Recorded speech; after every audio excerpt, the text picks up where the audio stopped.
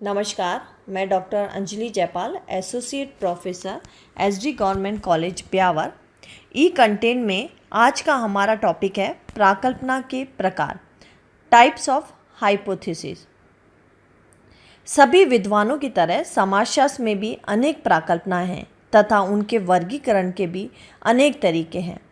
गुडे and hot ने सामाजिक अनुसंधान को ध्यान में रखते हुए प्राकल्पनाओं के 3 प्रकार बताए हैं। यह है पहला, आनुभाविक एकरूपता से संबंधित प्राकल्पनाएं। दूसरा, आदर्श प्रारूप से संबंधित प्राकल्पनाएं।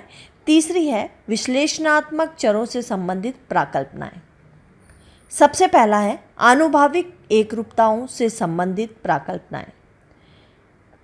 जैसा कि हम जानते हैं, समाज और संस्कृति में अनेक कहावतें, मुहावरे, किंवदंतियाँ, लोकोक्तियाँ आदि होती हैं। जीवन से संबंधित विचारधाराएं होती हैं जिनको उसमें संबंधित सभी लोग जानते हैं तथा सत्य मानते हैं। सामाजिक अनुसंधानकर्ता उन्हीं को प्राकल्पना बनाकर अवलोकनों, आनुभाविक तथ्यों तथा आंकड़ों को एकत्र करके उनकी जांच करते हैं। उनकी सत्यता, प्रामाणिकता तथा विश्वसनीयता की जांच प्रयोग सिद्ध कर हम निष्कर्ष के रूप में उन्हें प्रस्तुत करते हैं। इस प्रकार की प्राकल्पनाएं सामान्य ज्ञान पर आधारित कथनों का आनुभाविक तथ्यों द्वारा परीक्षण करती हैं। इसके बारे में कुछ आपत्तियां भी उठाई गई है। इस प्रकार के अध्ययन प्राकल्पनाओं की जांच नहीं करते हैं, वे केवल और तथ्यों को जोड़ते हैं। इसके बारे में यह भी आपत्ति आई है कि ये उपयोगी प्राकल्पनाएं नहीं हैं क्योंकि इनकी जानकारी सभी को है।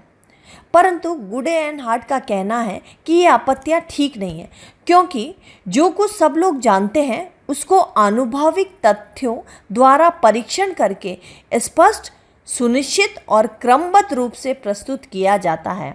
यह भी हो सकता है कि जो सब लोग जानते हैं वह मिथ्या हो। सामान्य विचार तथा जानकारियों को परीक्षण द्वारा जांच करना विज्ञान का महत्वपूर्ण कार्य है।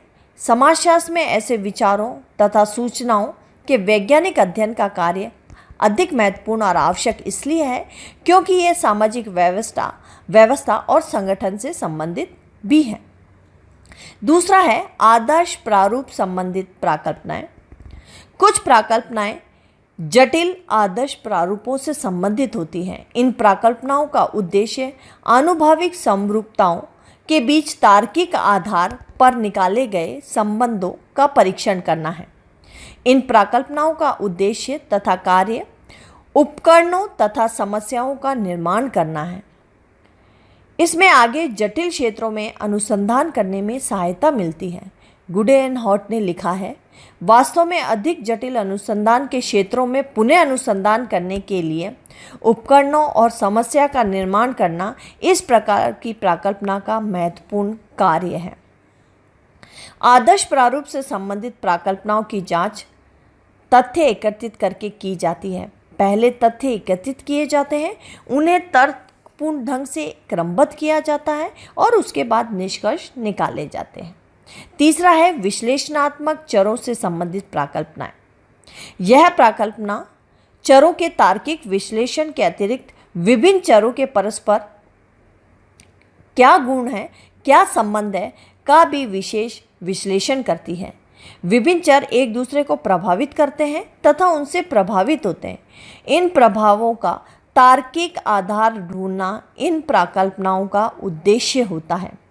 विश्लेषणात्मक चरों से संबंधित प्राकल्पनाएं बहुत अधिक अमूर्त प्रकृति के होती हैं।